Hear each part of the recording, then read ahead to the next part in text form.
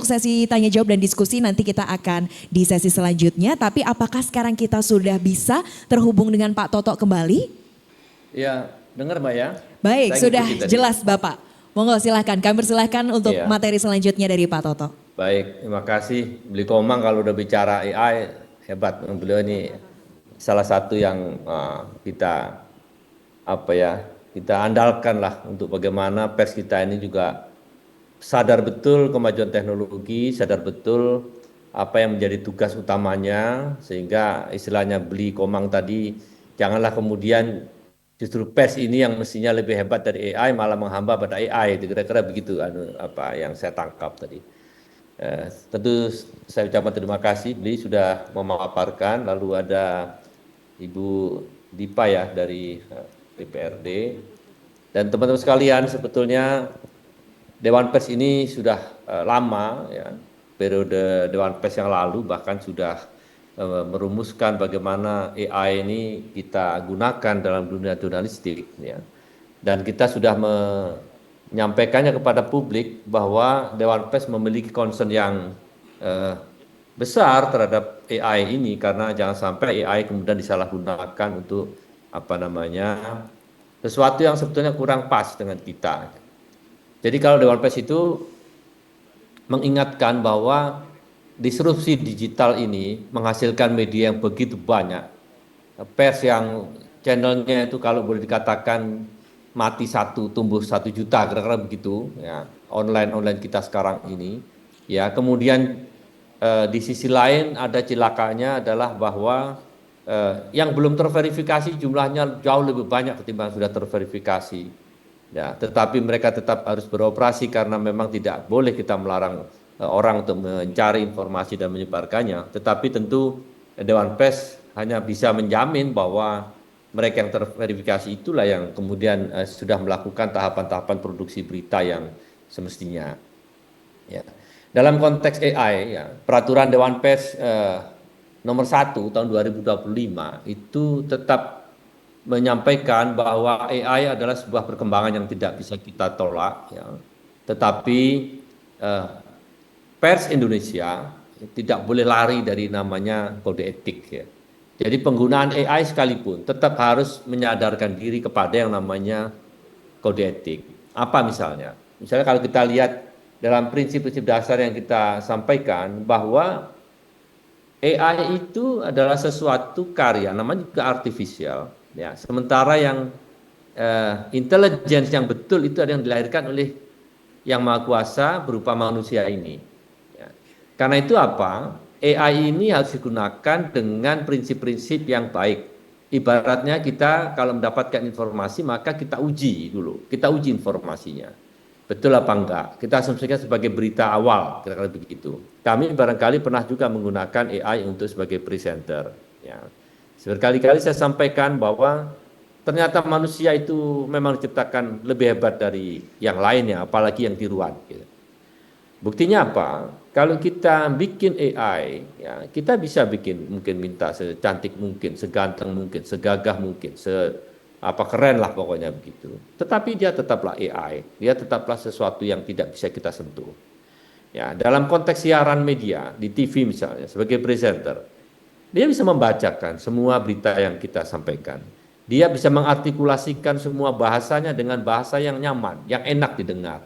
Karena apa? Karena bisa mengambil suara orang, karakter orang bisa diambil untuk digunakan sebagai presenter, sebagai suara dari presenter itu.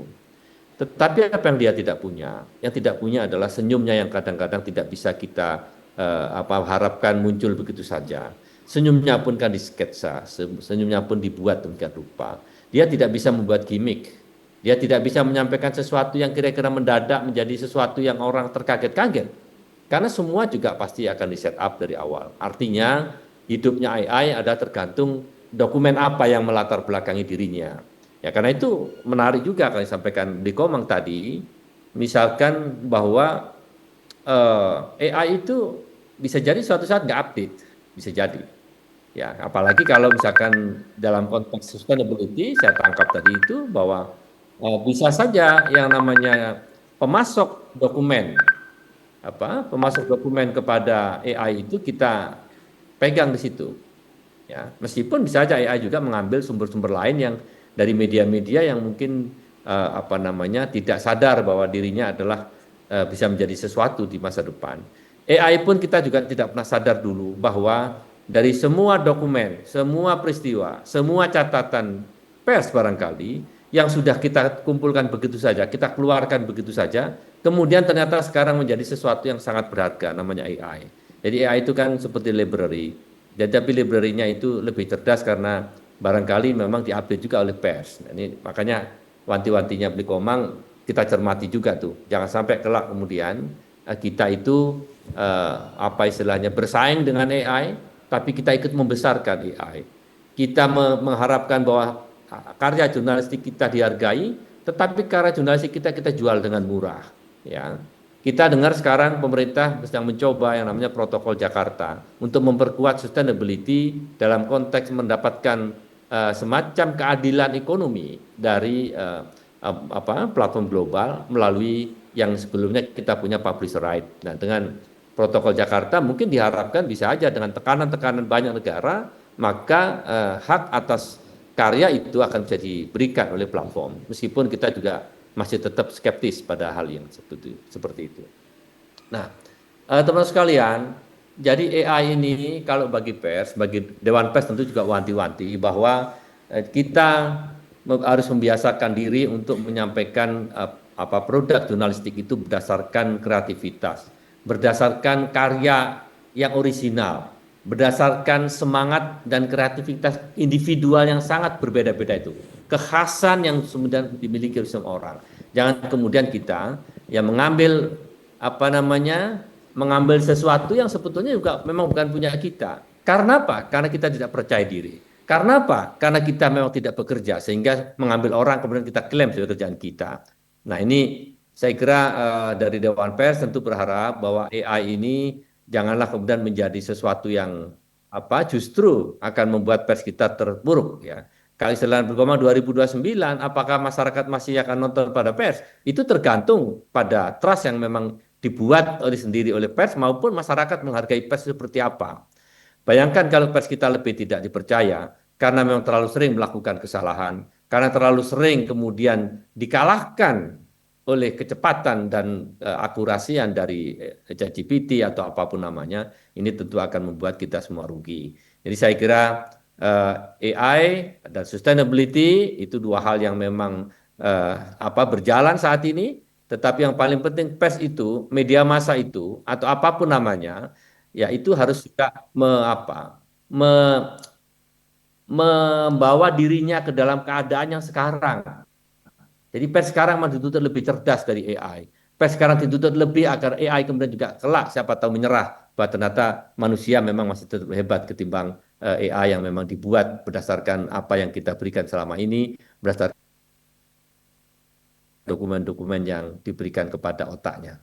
Saya kira sekilas itu ya yang bisa saya sampaikan, karena AI ini tadi sebelumnya saya nggak dikasih tahu akan bicara soal AI, tetapi memang bicara pers tidak bisa lepas dari AI, ya. Saya sadari itu karena memang hampir semua yang ada di media massa sekarang, apakah media massa yang disebut pers atau media informasi yang lain, itu memang banyak sekali yang bisa membuat kita terpesona, ternyata itu adalah karya AI, atau kadang-kadang kita terjebak pada sesuatu yang dibuat orang dengan segala kepentingannya yang kemudian bisa membuat kita terbawa kepada keadaan yang salah menangkap atau salah mempersepsikan bahwa itu adalah bukan sesuatu yang sebenarnya.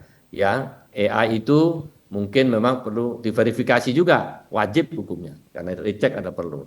Nah, tetapi pers kita juga jangan selalu kemudian membawa dirinya itu berada dalam bayang-bayang AI yang dianggapnya lebih pintar dari kita. Yakinlah bahwa AI itu adalah sesuatu yang kita berada di dalamnya dulu karena ikut menyumbang kecerdasannya. Manusia mestinya lebih hebat dari AI karena AI tetaplah buatan.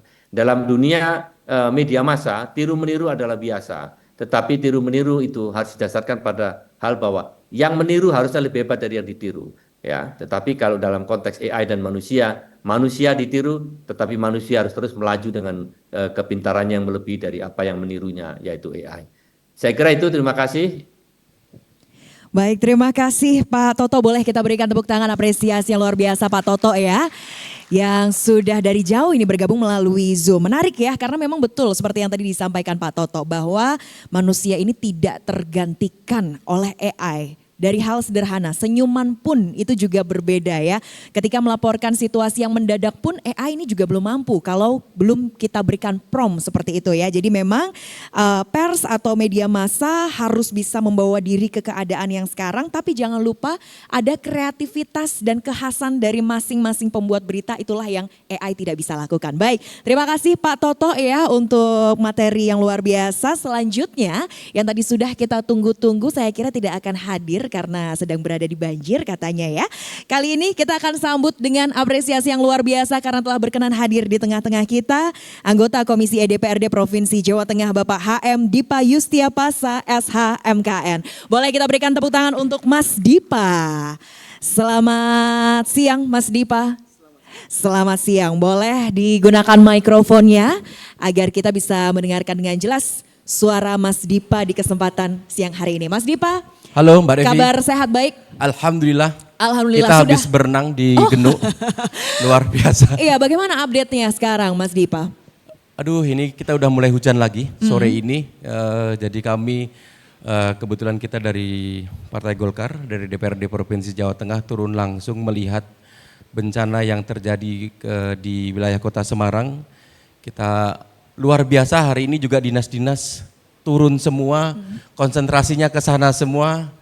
Jadi saya pikir mudah-mudahan segera surut lah ya. Amin, ini amin, amin. hujannya, amin. karena tambah lama lagi hujannya, Iya. kita tambah repot lagi karena habis ini nanti kesehatan. Betul. Anak-anak sudah nggak sekolah.